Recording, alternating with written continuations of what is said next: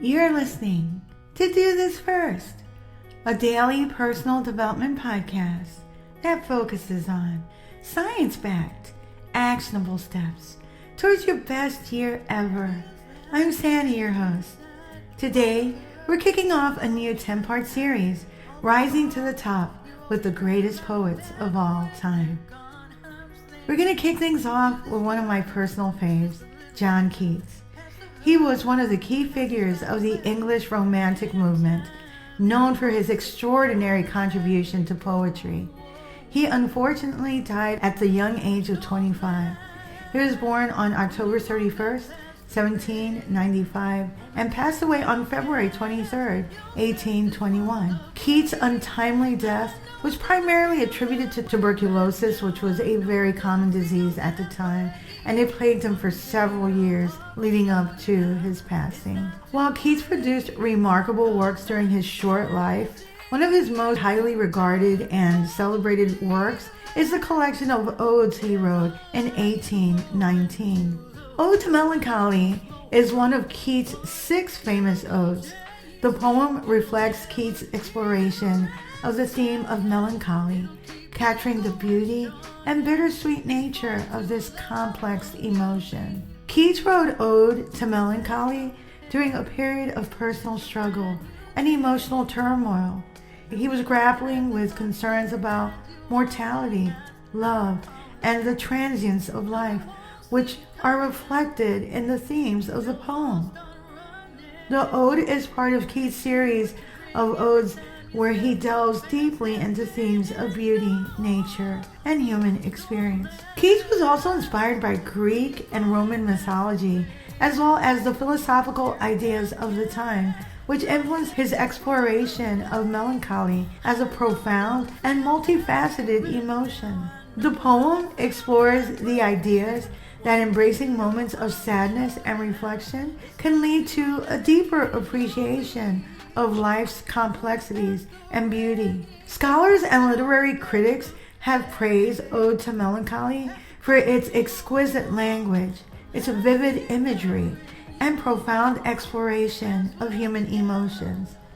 They have analyzed the poem's themes, symbolism, and Keats' use of poetic devices to convey the nuances of melancholy. Some scholars interpret the ode as a celebration of the intricate relationship between joy and sadness, suggesting that melancholy can offer a deeper understanding of the human experience, which I absolutely agree with. Others, however, view the poem as a meditation on the transitory nature of pleasure and the inevitability of pain, highlighting Keats' keen awareness of life's fleeting moments. Critics also appreciate Keats' rich use of imagery, metaphor, and sensory detail in capturing the emotional depth of melancholy. The Odes of 1819 are frequently regarded as the pinnacle of Keats' poetic achievement, showcasing his mastery of language, imagery, and emotion. These works continue to be highly praised for their beauty, depth, and emotional resonance, solidifying John Keats' enduring legacy as one of the greatest poets of all time. The following passage is considered to be one of the most beautiful in Keats' career, and it is as follows. But when the melancholy fit shall fall, sudden from heaven like a weeping cloud, that fosters the droop-headed flowers all, and hides the green hills in an April shroud. In this passage from John Keats' Ode to Melancholy, the poet vividly describes the onset of a melancholy feeling or mood.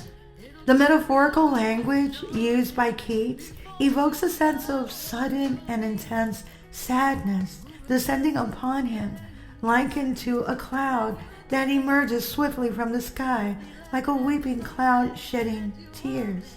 The image of the cloud nurturing the droop-headed flowers suggests how melancholy can affect one's surroundings and perceptions, causing a sense of heaviness and sorrow that seems to envelop everything in its path. The mention of hiding the green hill in an April shroud reinforces the idea of melancholy as a temporary veil that obscures the beauty and vibrancy of life, much like a mist or a shroud covering a landscape in a mournful or contemplative light. The passage truly captures the emotional depth and evocative power of Keats' poetry, portraying melancholy as a profound and sometimes overwhelming experience that can color one's perception of the world and evoke a mixture of beauty and sorrow. I did want to point out the differences between the melancholy that Keats is talking about and depression, which are related terms to some extent, but not the same. Melancholy is generally considered a state of deep thoughtfulness or pensive sadness, often brought about by a poetic or reflective temperament. It may be a transient or temporary emotional state, triggered by specific events or circumstance. Melancholy is often characterized by a bittersweet appreciation of beauty, a contemplation of life's complexities, and a deep introspection. While melancholy can be a natural emotional response, it does not typically impair daily functioning or disrupt overall well-being in a significant manner. Depression, on the other hand, is a mental health disorder characterized by persistent feelings of sadness, hopelessness, and loss of interest or pleasure in activities that were once enjoyable. Depression is a clinical condition that can last for weeks, months, or even years, affecting a person's moods, thoughts, behavior, and physical health.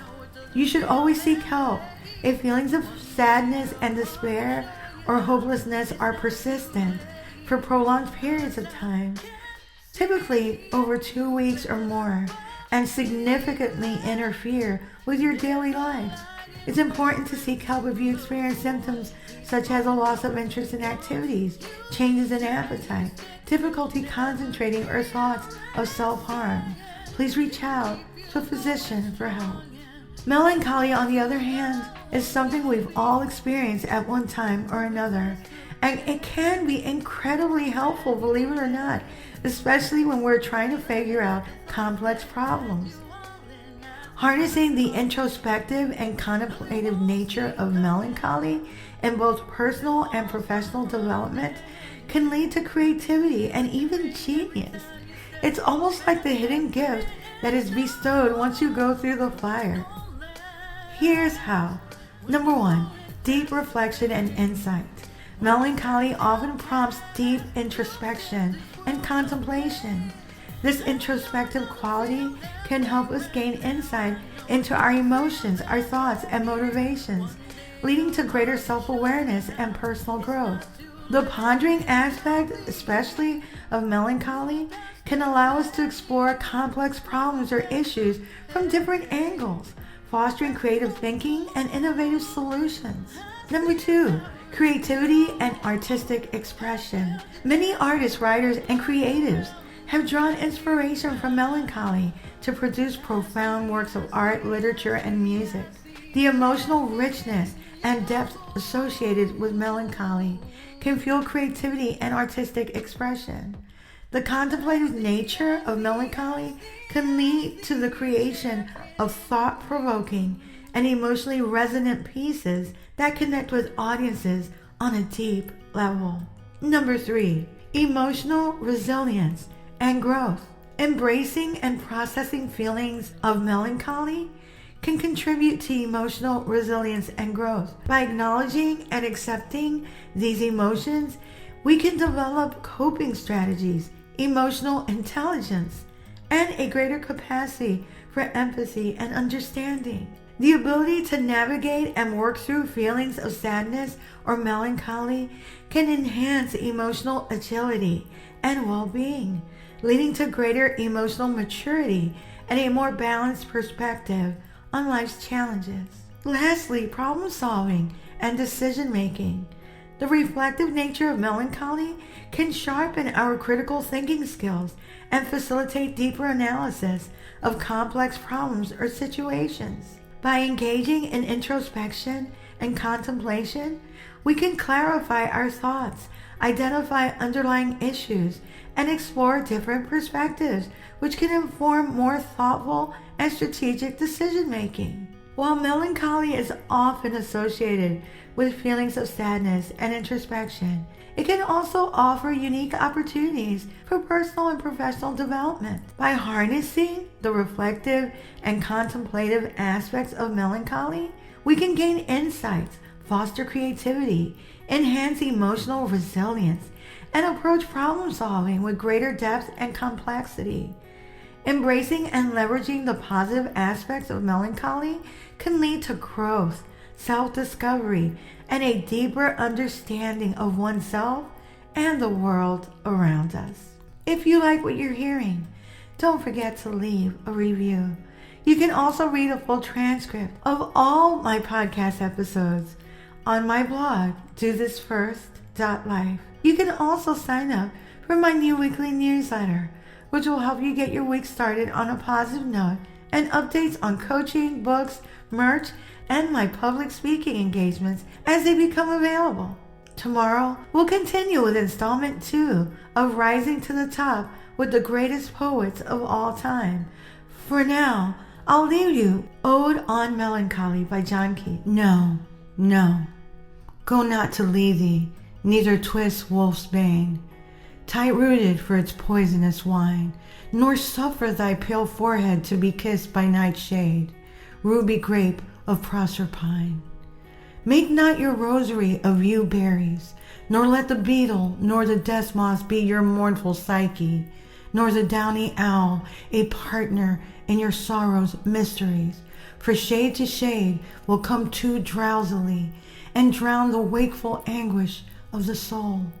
But when the melancholy fit shall fall, sudden from heaven, like a weeping cloud, that fosters the droop-headed flowers all, and hides the green hill in an April shroud, then glut thy sorrow on a morning rose, or on the rainbow of the salt sand wave, or on the wealth of a globed peonies. Or if thy mistress some rich anger shows, imprison her soft hand and let her rave, and feed deep, deep upon her peerless eyes. She dwells with beauty, beauty that must die, and joy, whose hand is ever at his lips, bidding adieu and aching pleasure nigh, turning to poison while the bee-mouth sips, in the very temple of delight. Veiled melancholy has her sovereign shrine, though seen of none save him whose strenuous tongue can burst joy's grape against his palate fine.